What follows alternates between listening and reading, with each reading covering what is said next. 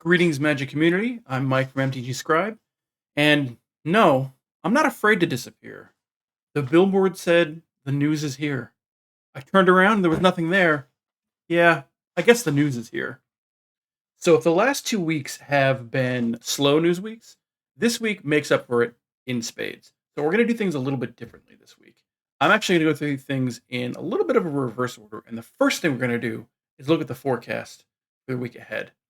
This weekend is obviously Pro Tour Modern Horizons 3. Talk about that a little more in a moment. Additionally, at your local VPN store, we have the Magic Presents Pride event, which again is an event, a commander-focused event where you can have any two legendary creatures as partners. Whoever you want to run together, you can go ahead and do that. On Friday is also the Metagame Challenge for Historic on Arena. And then next week, we get the Bloomberry story beginning on Tuesday. I know you're ready for a new set. We get a quick draft for Murders at Karlov Manor, Premier draft for Throne of Eldraine, and the midweek Magic event next week is Future Precons. We also on Friday get the full release of the Assassin's Creed card image gallery. Now, there is another event that's happening this weekend that we're going to talk about in a minute that I have not talked about yet. Additionally, Vintage Cube is back on Magic Online as of yesterday. So if you're itching to play more Vintage Cube, if you're already tired of Modern Horizons 3, and you aren't interested in playing Outlaws of Thunder Junction, both readily available on both Magic Online and on Arena, jump into Vintage Cube, Q. Maybe that's more your speed. But now, let's talk about two of the bigger stories from this week. The first thing we have to talk about is Arena announcing the Arena Direct event. If you remember last year, there was a Festival in a Box event that was only available to US-based players. And it was 5,000 gems to enter. If you went 6 wins before getting to your second loss, you won a Festival in a Box, shipped to your house. The first time that I'm aware of that Arena has done physical prizes for an online Arena event. Well, Arena Direct is a new version of that. I guess the pilot program with Festival in a Box was so good, they decided to do it again, this time with Modern Horizons 3. And it'll probably happen a few more times throughout this year. A few notes about the Arena Direct events. The structure seems to be the same. So it'll cost 5,000 gems to enter, and you need to get to 6 wins before you get to a second loss. If you get to 3 wins, there's no reward. 4 wins get you 2,000 gems. 5 wins get you your 5,000 gems back. And then 6 wins earns you a Modern Horizons 3 Play Booster box sent to your house. This, unlike the Festival in the Box, is not limited to US residents only. This is open to a much wider array of countries. The entire list is on MTG Scribe. I'll post a link to the article that I wrote that includes everything on that list and a few additional notes and terms and conditions and that kind of thing. These are going to be sealed events, and it's going to be best of one. So unlike the Festival in the Box event as well, you aren't going to get 9 packs from throughout current standard. You're only going to get 6 packs of Modern Horizons 3, just like you would for any normal sealed event. I do want to point out, though, there was a line in the terms and conditions that said the limit was 1 entry per person. I inquired about this with David Finseth, who was the author of the article from Wizards, and he clarified for me that actually that is in reference to the number of entries you get per 5,000 gems. So you spend 5,000 gems, you only get 1 entry with that 5,000 gems. It is fully cleared that you can enter this event and win this event as many times as you want. I know for the Festival in the Box event, there were people who won it 25 times. I think there was someone who won it 30 times. So if you want to spend the gems for it, go right ahead. You can win as many boxes of Modern Horizons 3 play boosters as they have available. If they run out, the prize will be reset to a $250 cash prize. So I'm going to put the link to that article in the description of this video, and you can go check out the additional details there. But I think it's a really great thing that they're doing these physical prizes for arena events. I think it's a great step forward. One of the other big stories this week is almost a non-story, actually. The ban and restricted announcement, the standard focused one, happened on Monday, and there was no actions taken in any format. People are understandably upset about Legacy specifically. There's a few things people wanted changed. Grief, and I've seen Urza's Saga mentioned a number of times. So the fact that they didn't make changes there has a lot of people upset. People are much less upset about Standard, although I think it's interesting that they've set this yearly ban window for Standard, which is something that I do agree with. I think the idea of having a yearly ban list for Standard makes a lot of sense because it's a way to help people, help encourage people invest in a format that has a shelf life, even though it's been extended to 3 years. Only doing a ban and restricted event outside of dire emergencies once a year does give people a little more confidence to invest in this format that they want to push, which I think is good for the sake of Magic, the health of the format, competitive and non-competitive alike. My concern, though, is that they set this ban window right before rotation, which means the time when there needs to be the least amount of actions taken is right around rotation because we just don't know what the format's going to look like in 2 months, in 3 months. We have no idea. My preference would be for them to set the ban window after Worlds. World Championships is in October. It is a standard event, and it would mean that we were 2 sets deep into post-rotation standard. So both Bloomburrow and Duskmourn will have come out by then, and we'll have a major data point in the form of the World Championships. They did address this on the Q&A they did. I asked a question about it, and they did answer it. And their concern was that putting it there makes a lot of sense in a lot of ways, but also the big concern is that that encourages people a little less to invest in standard because now there's 2 times a year that something could happen. Rotation's going to happen, and then a few months later, they're going to have this ban window. And if they set it there, they're afraid that it will encourage people to not invest in standard.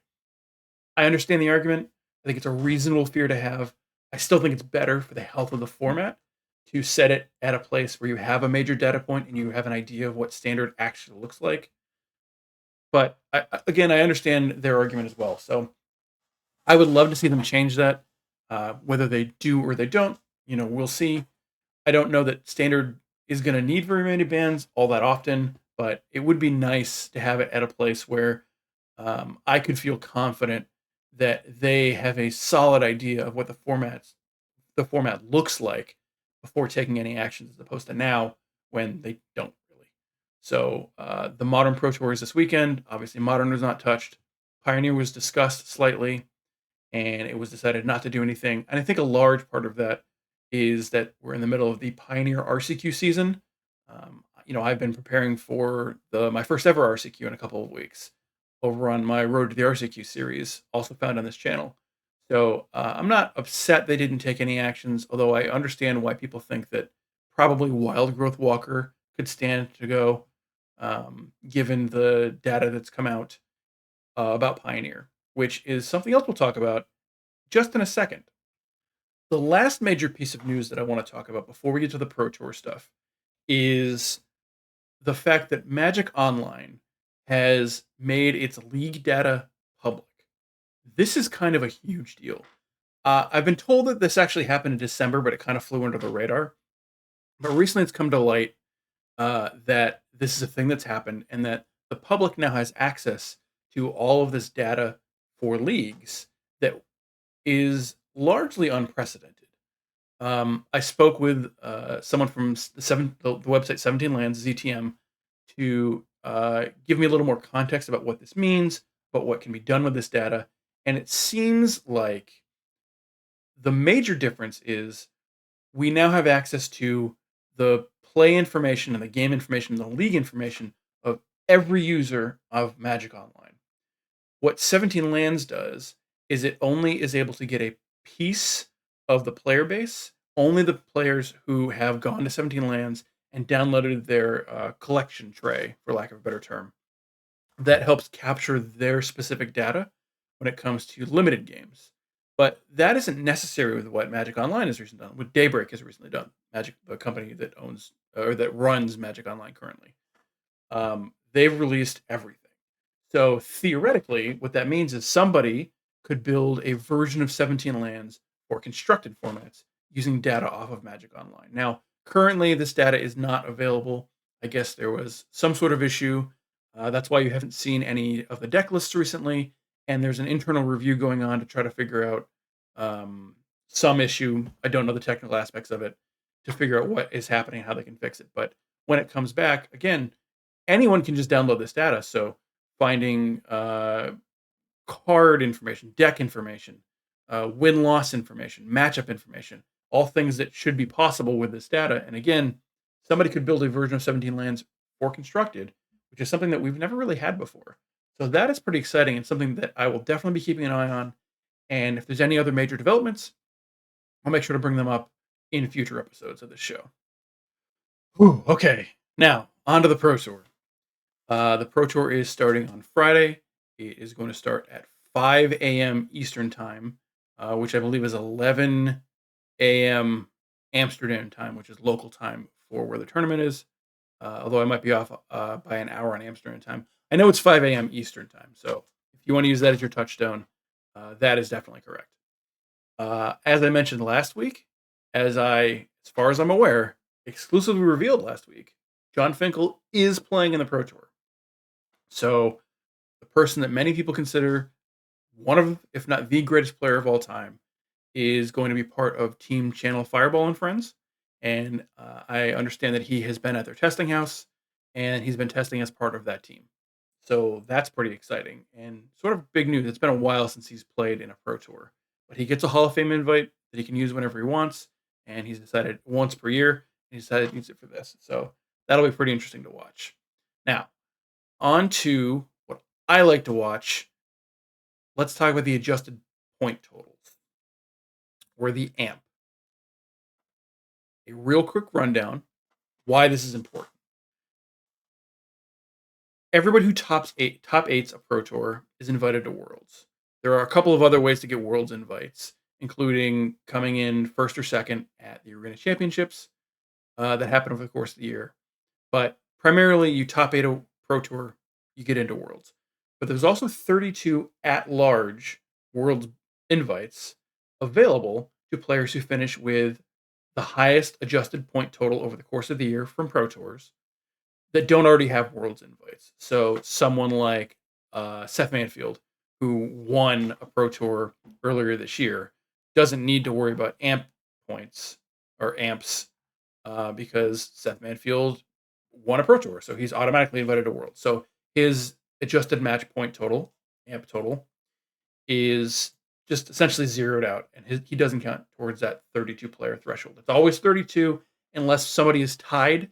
If there are two players tied for 32nd, they both get invited. So could be a little bit more of that, but it's never less than 32. The way you calculate adjusted match points is you take the number of points a player earns at a Pro Tour, subtract out the first 9, and what's left is your adjusted point total for that Pro Tour. And over the course of the 3 Pro Tours of the year, this year, Murders of Karlov Manor, Outlaws of Thunder Junction, and Modern Horizons 3, you earn an invite if you're one of those top 32. Now, currently, I have up the spreadsheet that I put together to track this thing. And in 32nd at the moment is David Olson with 34. Now, there's a number of people that are right behind him. You can clearly see. So, any of these people could catch up to him.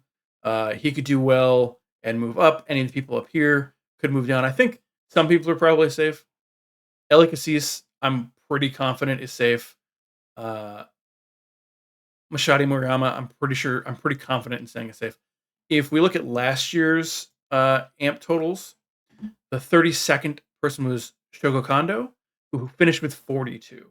So anyone who has above 40 or has 42 or more, probably pretty safe.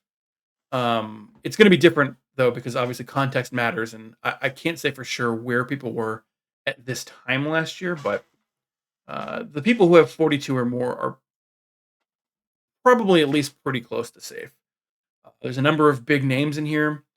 Ben Stark is in here. Jim Davis is in here. Gabe Nassif is in here. None of them have Worlds invites yet, but could easily earn them if they just make day 2.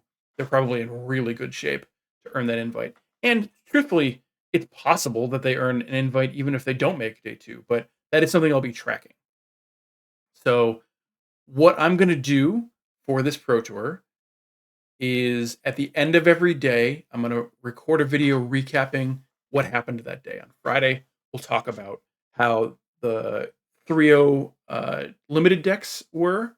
We're going to look at the whatever we have available for 3-0 limited decks, we will look at. Constructed decks tend to get covered elsewhere. Limited decks, less often. Lords of Limited does a fantastic review of the featured draft. We don't always get more than that, but the last couple of Pro Tours, we've at least gotten the 2 or 3 3-0 limited decks for each day. So we're going to take a look at those. We're going to talk about the standings. We're going to talk about how the adjusted match points look at that point. And then on Saturday, we'll do something similar. Although at the end of Saturday, we will know for sure who the 32 at-large bids go to, because all that's left to play on Sunday is the top 8, and they'll already have Worlds invites, so they won't matter for this discussion. The other thing we're going to talk about on both Friday and Saturday is, well, probably not Friday, on Saturday is the Player of the Year race, which we can take a look at right now. I mentioned before that there was a scoring discrepancy. That's been cleared up on my spreadsheet. So this does match what Wizards has exactly. Someone at Wizards was nice enough to reach out to me and help me clarify what the problem was, and I was able to fix it. So currently, leading the Player of the Year race is Yuta Takahashi. Seth Manfield is in second, and Simon Nielsen is in third. We have a bunch of big names. Jason Yee is in fifth. Javier Dominguez is in eighth. A number of people that are really worth keeping an eye on. And on Saturday, we will talk about this because someone like Eli Cassis, if he has a really strong Pro Tour, he could move up into this conversation. Now, we won't know who wins Player of the Year this weekend. That's not going to get decided until we get to Worlds in October. But on Saturday, we'll have an idea of what the Player of the Year is shaping up to look like. We'll know who's in the top 8, so we can speculate onto what that's going to look like. On Sunday, I'll do a recap about who won, the final standings. We'll talk about how Player of the Year looks going into Worlds, who is left that has a shot at winning Worlds. As we can see here, currently, Ashade Moriyama does not have a Worlds invite, as far as I'm aware. So, now, again, I believe he is the top. Yes, I believe he is the top amp. So I think he's probably going to get one that way. But it's theoretically possible that he doesn't end up in the Pro Tour or in Worlds, in which case he almost certainly won't win Player of the Year. So it'll be interesting to see how that goes. And we'll take a look at that, all of that on Friday, Saturday, and Sunday. I'll have a video a day recapping the Pro Tour for that day. Okay, and that should be everything. I've tried to keep this as short as I possibly can. I know there was a lot of information in here. I'm going to have a number of links in the description, and I'm going to see everybody on Friday, Saturday, and Sunday. Again, I'm going to have 3 separate videos, one each day, recapping that day for the Pro Tour. Oh, before I go, I do want to mention, also next week is the Modern Masters. Modern Masters? The Modern Masters tournament taking place on Magic Online's Twitch account. That's going to take place on Wednesday at 1 p.m. Pacific time. So 4 p.m. Eastern time, where I am. And taking part is going to be, I'm so bad at names, and I apologize. Echo Baron, Doomwake, Rebel Lily, and Arya. And you know what? I'll show the screen names because, again, I'm so bad at pronouncing names. I apologize so much. These 4 will be competing as part of a larger Modern Masters tournament. It's going to be taking place over the course of the next, I want to say it's like 12 weeks, but it might be 10. And interesting wrinkle this time, there's going to be deck building challenges thrown at the competitors every week. So that'll be an interesting thing to watch out for. I watched this last year when they did it, and it was fascinating. It's just an incredibly fun tournament where the players do the commentary for it when they're not playing. Cannot recommend it enough. It's a lot of fun. Definitely gonna be checking it out. I might try to do some kind of recap for it week to week. I'm not totally sure if that's going to be possible, but I would like to. So I'm at least going to put out an article on it on MTG Scribe. So go ahead and be on the lookout for that. All right, now for real this time. I apologize that this went so quickly, that I spoke so fast. If I was too fast, please let me know. I'll try to keep it slower next time, but I wanted to keep this under 20 minutes if possible, and I failed. So, without further ado, until next time, which is going to be Friday, good luck. I hope tomorrow's a better day for you.